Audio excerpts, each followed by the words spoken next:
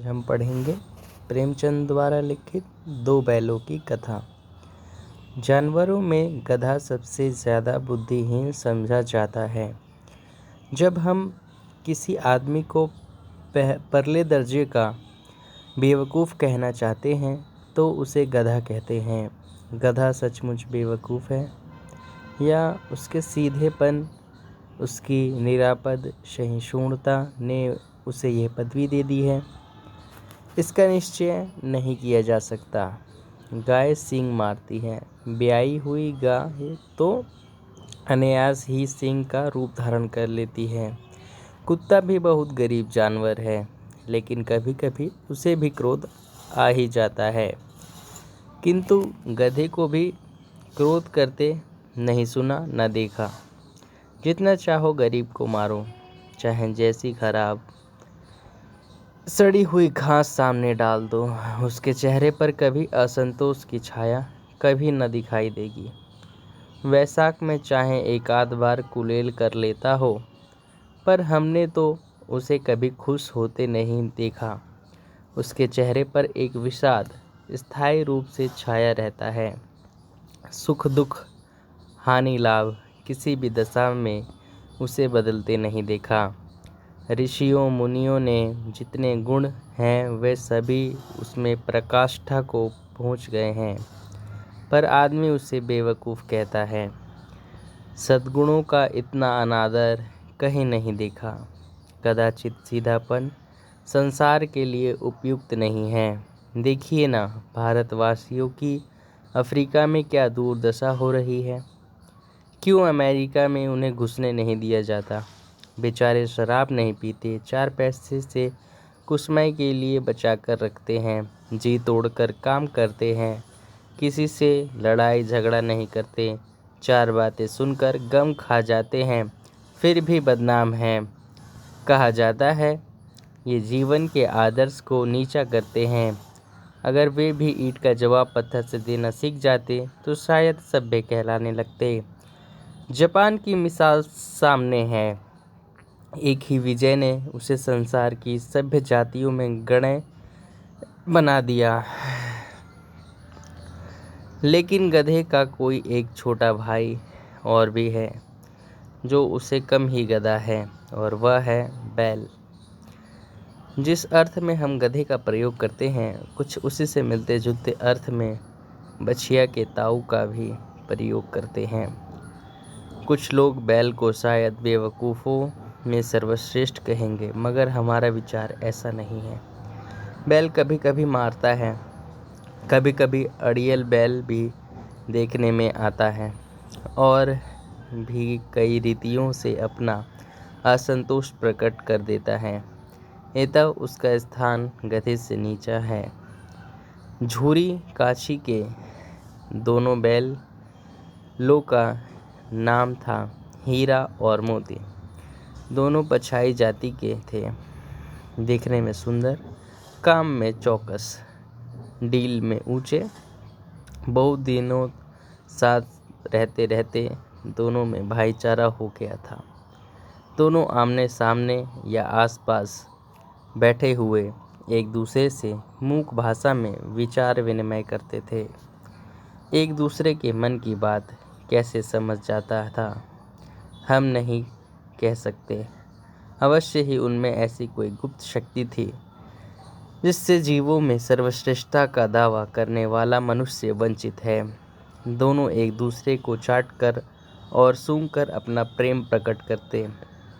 कभी कभी दोनों सींग भी मिला लिया करते थे, विग्रह के नाते से नहीं, केवल विनोद के भाव से, आत्मीयता के भाव से। जैसे दोस्तों में घनिष्ठता होते ही धौल धप्पा होने लगता है, इसके बिना दोस्ती कुछ फुसफुसी, कुछ हल्की सी रहती है, जिस पर ज़्यादा विश्वास नहीं किया जा सकता। जिस वक्त ये दोनों बैल हल या गाड़ी में जोत दिए जाते और गर्दन हिला हिला कर चलते, उस वक्त हर एक की चेष्टा होती थी कि ज़्यादा से ज़्यादा बोझ मेरी ही गर्दन पर रहे। दिन भर के बाद दोपहर का या संध्या को दोनों खुलते तो एक दूसरे को चाट चाट कर अपनी थकान मिटा करते थे। नाद में खली भूसा पड़ जाने के बाद दोनों साथ उठते, साथ नाद में मुंह डालते और साथ ही बैठते। एक मुंह हटा लेता तो दूसरा भी हटा लेता था। संयोग की बात, झूरी ने एक बार गोई को ससुराल भेज दिया। बैलों को क्या मालूम कि वो क्यों भेजे जा रहे हैं। समझे मालिक ने हमें बेच दिया। अपना यूँ बेचा जाना उन्हें अच्छा लगा या बुरा कौन जाने, पर झूरी के साले गया को घर तक गोई ले जाने में दांत तो पसीना आ गया। पीछे से हकाता तो दोनों दाएं बाएं भागते। पगहिया पकड़कर आगे से खींचता तो दोनों पीछे की ओर लगाते। मारते तो दोनों सींग के नीचे करके हुंकारते। अगर ईश्वर ने इन्हें वाणी दी होती तो झूरी से पूछते, तुम हम गरीबों को क्यों निकाल रहे हो? हमने तो तुम्हें तुम्हारी सेवा करने में कोई कसर नहीं उठा रखी थी। अगर इतनी मेहनत से काम न चलता था तो और काम ले लेते। हमने तो तुम्हारी चाकरी में मर जाना कबूल था। हमने कभी दाने चारे की शिकायत नहीं की। तुमने तो कुछ खिलाया व सिर झुकाकर खा लिया, फिर तुमने हमें इस जालिम के हाथों क्यों बेच दिया? संध्या समय दोनों बैल अपने नए स्थान पर पहुँचे। दिन भर के भूखे थे, लेकिन जब नाद में लगाए गए तो एक ने भी उसमें मुंह न डाला। दिल भारी हो रहा था। जिसे उन्होंने अपना घर समझ रखा था वह आज उनसे छूट गया था। यह नया घर, नया गांव, नए आदमी उन्हें बेगानों से लगते थे। दोनों ने अपनी मूक भाषा में सलाह की। एक दूसरे को कनोखियों से देखा, लेट गए। जब गांव में सोता पड़ गया तो दोनों ने जोर मारकर पगहे तुड़ा डाले और घर की तरफ चले। पगहे बहुत मजबूत थे। अनुमान न हो सकता था कि कोई बैल उन्हें तोड़ सकेगा, पर इन दोनों ने इस समय दूनी शक्ति का आ गई थी और एक एक झटके में रस्सियां टूट गई। झूरी प्रातः काल सोकर उठा तो देखा दोनों बैल चरने पर खड़ी हैं। दोनों की गर्दनों में आधा आधा गरवा लटक रहा है। घुटने तक पांव कीचड़ से भरे हैं और दोनों की आंखों में विद्रोहमय स्नेह झलक रहा है। झूरी बैलों को देखकर स्नेह से गदगद हो गया। दौड़कर उन्हें गले लगा लिया। प्रेम आलिंगन और चुंबन का वह दृश्य बड़ा ही मनोहर था। घर और गांव के लड़के जमा हो गए और तालियां बजा बजा कर उनका स्वागत करने लगे। गांव के इतिहास में घटना अभूतपूर्व न होने पर भी महत्वपूर्ण थी। बाल सभा ने निश्चय किया, दोनों पशुवीरों को अभिनंदन पत्र देना चाहिए। कोई अपने घर से रोटियां लाया, कोई गुड़, कोई चोकर, कोई भूसी। बालक ने कहा, ऐसे बैल किसी के पास न होंगे। दूसरे ने समर्थन किया, इतनी दूर से दोनों अकेले चले आए। तीसरा बोला, बैल नहीं हैं, वे उस जन्म के आदमी हैं। इसका प्रतिवाद करने का किसी को साहस न हुआ। झूरी की स्त्री ने बैलों को द्वार पर देखा तो जल उठी। बोली, कैसे महा नमक हराम बैल हैं। एक दिन वह काम न किया, भाग खड़े हुए। झूरी अपने बैलों पर यह आक्षेप न सुन सका। नमक हराम क्यों हैं? चारा दाना न दिया होगा तो क्या करते? स्त्री ने रोब के साथ कहा, बस तुम ही तो बैलों को खिलाना जानते हो, और तो सभी पानी पिला पिला कर रखते हैं। झूरी ने चिढ़ाया, चारा मिलता तो क्यों भागते? स्त्री चिढ़ी, भागे इसलिए कि वे लोग तुम जैसे बुद्धुओं की तरह बैलों को सहलाते नहीं, खिलाते हैं। तो रगड़कर जोतते भी तो हैं। तो दोनों ठहरे कामचोर, भाग निकले। अब देखूं कहाँ से खली और चौकर मिलता है। सूखे भूसे के सिवा कुछ न दूंगी, खाए चाहे मरे। वही हुआ।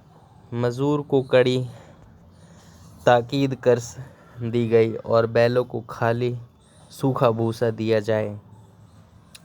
बैलों ने नाद में मुंह डाला तो फीका फीका, ना कोई चिकनाहट ना कोई रस, क्या खाए। आशा भरी आंखों से द्वार की ओर ताकने लगे। झूरी ने मजूर से कहा, थोड़ी सी खली क्यों न डाल देता बे, मालकिन मुझे मार ही डालेगी, चुरा चुरा कर डाल दे। ना दादा, पीछे से तुम भी उन्हीं के सो हो कहोगे। दूसरे दिन झूरी का साला फिर आ गया और बैलों को ले चला। अब की दोनों को गाड़ी में जोता। 2 बार मोती ने गाड़ी को सड़क की खाई में गिराना चाहा, पर हीरा ने संभाल लिया। वह ज़्यादा सहनशील था। संध्या समय घर पहुंचकर उसने दोनों को मोटी रस्सियों से बांधा और कल की शरारत का मजा चखाया। फिर वही सूखा भूसा डाल दिया। अपने दोनों बैलों को खली, चूनी सब कुछ दी। दोनों बैलों का ऐसा अपमान कभी न हुआ था। झूरी इन्हें फूल की छड़ी से भी न छूता था। उसकी टिटकार पर दोनों उड़ने लगते थे। यहाँ मार पड़ी। आहास सम्मान की व्यथा तो थी ही, उस पर मिला सूखा भूसा। नाद की तरफ आंखें तक न उठाई। दूसरे दिन गया ने बैलों को हल में जोता। फिर इन दोनों ने जैसे पाँव न उठाने की कसम खा ली थी। वह मारते मारते थक गए, पर दोनों ने पाँव न उठाया। एक बार फिर जब उस निर्दय ने हीरा के नाक में खूब डंडे जमाए तो मोती का गुस्सा काबू के बाहर हो गया। हल लेकर भागा। हल, रस्सी, जुआ, जोत सब टूट टाट कर बराबर हो गया। गले में बड़ी बड़ी रस्सियाँ न होती तो दोनों पकड़ाई में न आते। हीरा ने मूक भाषा में कहा, भागना व्यर्थ है। मोती ने उत्तर दिया, तुम्हारी तो इससे ने जान ही ले ली थी, अब की बड़ी मार पड़ेगी। पड़ने दो, बैल का जन्म लिया है तो मार से ही कहाँ तक बचेंगे। गया 2 आदमियों के साथ दौड़ा आ रहा है। दोनों के हाथ में लाठियां हैं।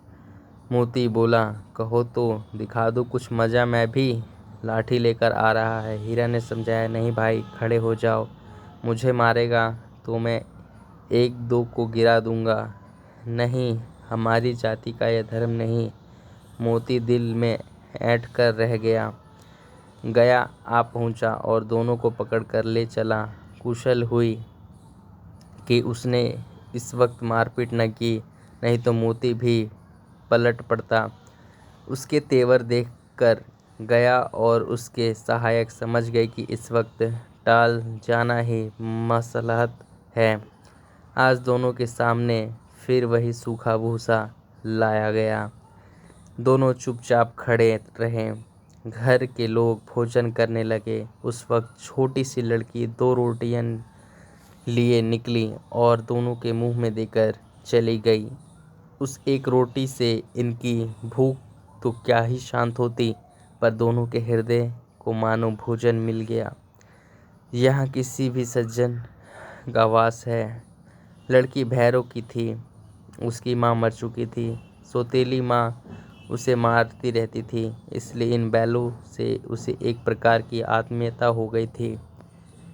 दोनों दिन भर जोते जोते, डंडे खाते, अड़ते, शाम को थान पर बांध दिए जाते और रात को वही बालिका उन्हें 2 रोटियां खिला जाती। प्रेम के इस प्रसाद की यह बरकत थी कि 2-2 गाल सूखा भूसा खाकर भी दोनों दुर्बल न होते, मगर दोनों की आंख में रोम रोम में विद्रोह भरा हुआ था। एक दिन मोती ने मूक भाषा में कहा, अब तो नहीं सहा जाता हीरा, क्या करना चाहते हो? एक हाथ को सींग पर उठाकर फेंक दूंगा।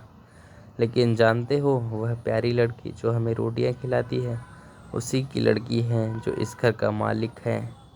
यह बेचारी अनाथ ना हो जाएगी तो मालिक किन को ना फेंक दूं? वही तो उस लड़की को मारती है। लेकिन औरत जात पर सींग चलाना मना है, यह भूले जाते हो? तुम तो किसी तरह निकलने ही नहीं देते। बताओ, तुड़ाकर भाग चले। हाँ, मैं भी यही स्वीकार करता हूँ, लेकिन इतनी मोटी रस्सी टूटेगी कैसे? इसका एक ही उपाय है। पहले रस्सी को थोड़ा सा चबा लो, फिर एक झटके में जाती है टूट। रात को जब बालिका रोटियां खिलाकर चली गई, दोनों रस्सियां चबाने लगे, पर मोटी रस्सी मुंह में न आती थी। बेचारे बार बार जोर जोर लगाकर रह जाते। सहसा घर का द्वार खुला और वही लड़की निकली। दोनों सिर झुकाकर उसका हाथ चाटने लगे। दोनों की पूंछ खड़ी हो गई।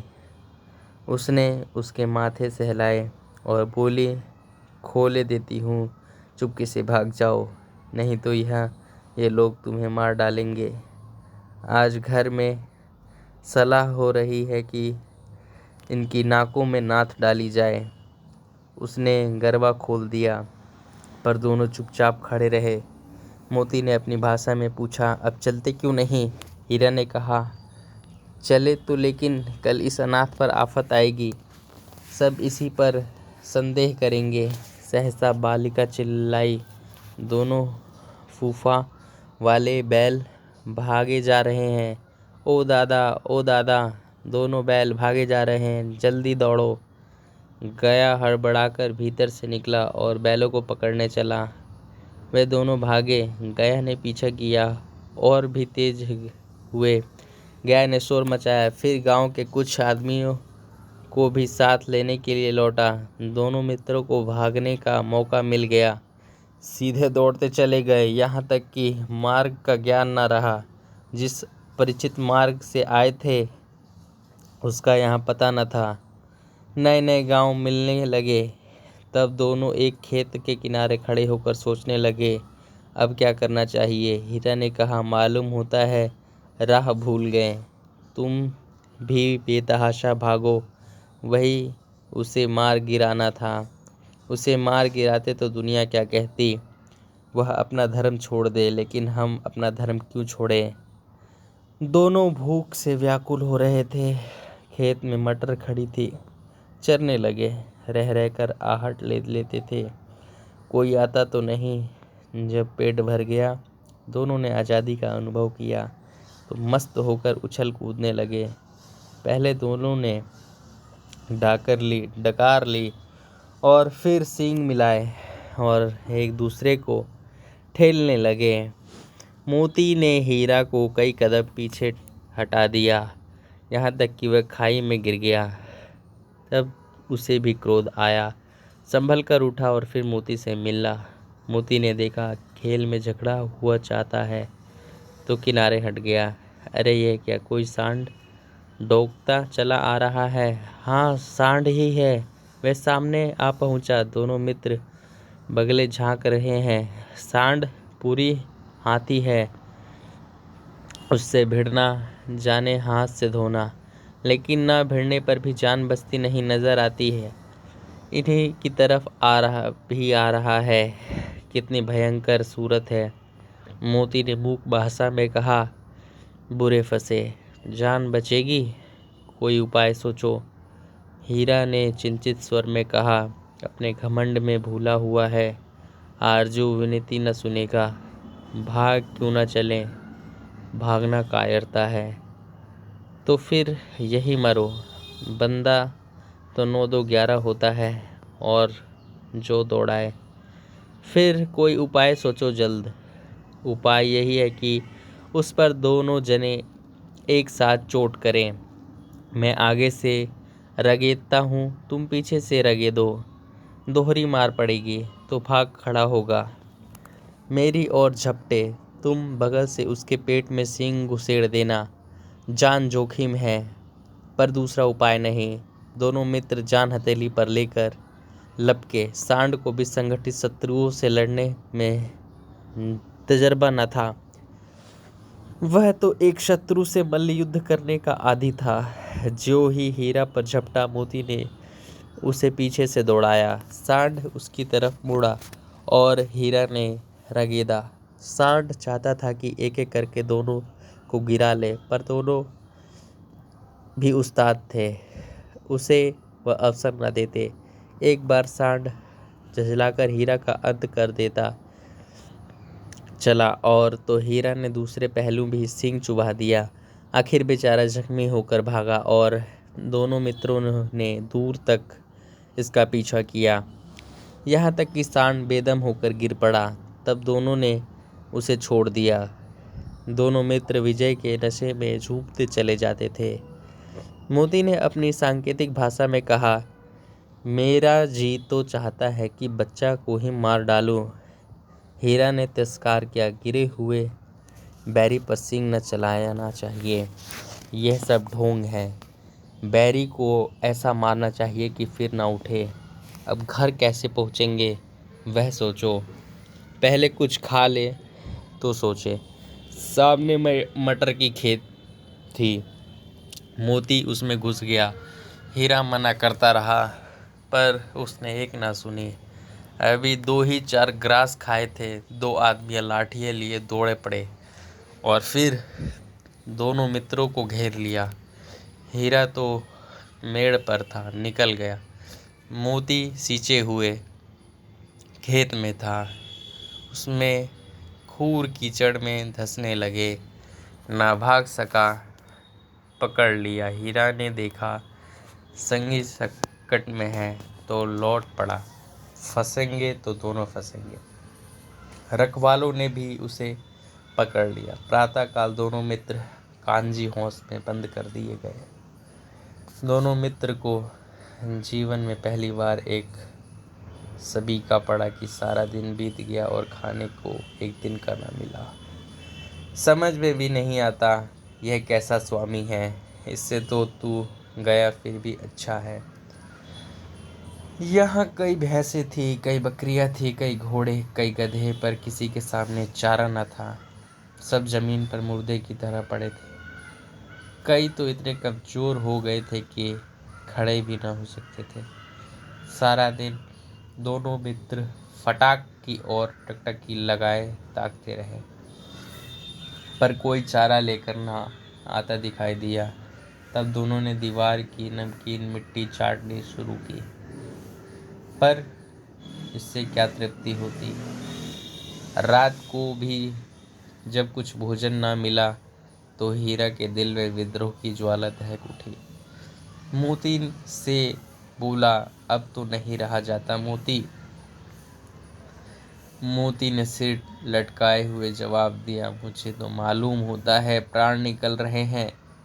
इतनी जल्द हिम्मत न हारो भाई, यहाँ से भागने का कोई उपाय निकालना चाहिए। आओ दीवार तोड़ डाले, मुझसे तो कुछ नहीं हो पाएगा। बस इसी बूते पर अकड़ते थे, सारी अकड़ निकल गई। बाड़े की दीवार कच्ची थी, हीरा मजबूत तो था ही। अपने नुकीले सींग दीवार पर गड़ा दिए और जोर मारा तो मिट्टी का एक छप्पड़ निकल गया। फिर तो उसका साहस बढ़ा और दौड़ दौड़ कर दीवार पर चोटें की। हर चोट में थोड़ी थोड़ी मिट्टी गिरने लगी। उसी समय कांजी हौस का चौकीदार लालटेन लेकर जानवरों की हाजिरी लेने आ गया निकला। हीरा का उजड़ापन देखकर उसने उसे कई डंडे रसीद किए और मोटी सी रस्सी में बांध दिए। मोती ने पड़े पड़े कहा, आखिर मार खाई क्या मिला, अपने बूते भर जो तो मार दिया। ऐसा जोर मारना किस काम का कि बंधन में पड़ गए। जोर तो मारता ही जाऊंगा, चाहे कितने भी बंधन में पड़ते जाए। जान से हाथ धोना पड़ेगा, कुछ परवाह नहीं, यूं भी तो मरना ही है। सोचो दीवार खुद जाती तो कितनी जानें बच जाती। इतने भाई यहाँ बंद हैं, किसी की देह में इतनी जान नहीं कि 2-4 दिन यही हाल रहा तो सब मर जाएंगे। हाँ बात तो सही है। अच्छा तो ला फिर मैं भी जोर लगाता हूँ। मोती ने भी दीवार में उसी जगह सींग मारा। थोड़ी सी मिट्टी गिरी और फिर हिम्मत बढ़ी। फिर तो वही दीवार में सींग लगाकर इसी तरह जोर करने लगा, मानो किसी प्रतिद्वंदी से लड़ रहा है। आखिरकार कोई 2 घंटे की जोर आजमाइश के बाद दीवार के लगभग एक हाथ गिर गई। उसने दूनी शक्ति से दूसरा धक्का मारा तो आधी दीवार गिर पड़ी। दीवार का गिरना ताकि अधमरे से पड़े हुए जानवर चेत उठे। तीनों घोड़ियां सरपट भाग निकली, फिर बकरियां निकली, इसके बाद भैंस भी खिसक गई, पर गधे अभी ज्यों के त्यों खड़े थे। हीरा ने पूछा, तुम दोनों क्यों नहीं भाग जाते? एक गधे ने कहा, जो कहीं फिर पकड़ लिए जाएं तो क्या हर्ज है, अभी तो भागने का अवसर है। हमें तो डर लगता है, हम यहीं पड़े रहेंगे। आधी रात से ऊपर हो चुकी थी। दोनों गधे अभी तक खड़े सोच रहे थे कि भागो या ना भागे। तो मोती अपने मित्र की रस्सी तोड़ने में लगा हुआ था। जब वह हार गया तो हीरा ने कहा, तुम जाओ, मुझे यहीं पड़ा रहने दो, शायद कहीं भेंट हो जाए। मोती ने आंखों में आंसू लाकर कहा, तुम मुझे इतना स्वार्थी समझते हो हीरा? हम इतने दिनों एक साथ रहे, आज तुम विपत्ति में पड़ गए तो मैं तुम्हें छोड़कर अलग हो जाऊं? हीरा ने कहा, बहुत मार पड़ेगी, लोग समझ जाएंगे कि तुम्हारी शरारत है। मोती गर्व से बोला, जिस अपराध के लिए तुम्हारे गले में बंधन पड़ा है, उसके लिए अगर मुझे मार पड़े तो क्या चिंता। इतना तो हो ही गया है कि 9-10 प्राणियों की जान बच गई, वे सब तो आशीर्वाद देंगे। ये कहते हुए मोती ने दोनों गधों के सींग से मार मार कर बाड़े की बाहर निकाला और अपने बंधु के पास आकर सो गए। भोर होते ही मुंशी और चौकीदार तथा अन्य कर्मचारियों में कैसी खलबली मची, इसके लिखने की ज़रूरत नहीं। बस इतना ही काफ़ी था कि मोती की खूब मरम्मत हुई और उसे भी मोटी रस्सी में बांध दिया गया। 1 सप्ताह तक दोनों मित्र वहीं बंधे पड़े रहे। किसी ने चारों का एक तृण भी न डाला। हाँ, एक बार पानी दिखा दिया जाता था, यही उनका आधार था। दोनों इतने दुर्बल हो गए कि उठा न जाता था। ठठरियाँ निकल आई थी। एक दिन बाड़े के सामने डुग्गी बजने लगी और दोपहर होते होते 50-60 आदमी जमा हो गए। तब दोनों मित्र निकाले गए और उनकी देखभाल होने लगी। लोग आकर उनकी सूरत देखते और मन फीका करके चले जाते। ऐसे मृतक बैल को कौन खरीदार होता है? सहसा एक दड़ियल आदमी, जिसकी आंखें लाल थी और मुद्रा अत्यंत कठोर, आया और दोनों मित्रों को कूल्हों में उंगली गूंथकर मुंशी जी से जो बातें करने लगा, उसका चेहरा देखकर अंतर्ज्ञान से दोनों मित्रों में दिल कांप उठा। वह कौन है और उन्हें क्यों टटोल रहा है, इस विषय में उन्हें कोई संदेह न हुआ। दोनों ने एक दूसरे को भीत नेत्रों से देखा और सिर झुका लिया। हीरा ने कहा, गया के घर से नाहक भागो, अब जान न बचेगी। मोती ने अश्रद्धा के भाव से उत्तर दिया, कहते हैं भगवान सबके ऊपर दया करते हैं, उन्हें हमारे ऊपर क्यों दया नहीं आती? भगवान के लिए हमारा मरना जीना दोनों बराबर है। चलो अच्छा ही है, कुछ दिन उसके पास तो रहेंगे। एक बार भगवान ने उस लड़की के रूप में हमें बचाया था, क्या अब न बचाएंगे? यह आदमी छुरी चलाएगा, देख लेना। तो क्या चिंता है, मांस, खाल, सींग, हड्डी सब किसी न किसी काम आ जाएगी। नीलाम हो जाने के बाद दोनों मित्र उस दड़ियल के साथ चले। दोनों की बोटी बोटी कांप रही थी। बेचारे पांव तक ना उठा सकते थे, पर भय के मारे गिरते पड़ते भागते जाते थे, क्योंकि वह जरा भी चाल धीमी हो जाती तो जाने पर जोर से डंडा मार जमा देता था। राह में गाय बैल का एक रेवड़ हरे हरे हार में चरता नजर आया। सभी जानवर प्रसन्न थे, चिकने चप्पल, कोई उछालता था, कोई आनंद से बैठा पागुर करता। कितना सुखी जीवन था इनका, पर कितने स्वार्थी हैं सब। किसी को चिंता नहीं कि उनके 2 भाई बाधिक के हाथ में पड़े कैसे दुखी हैं।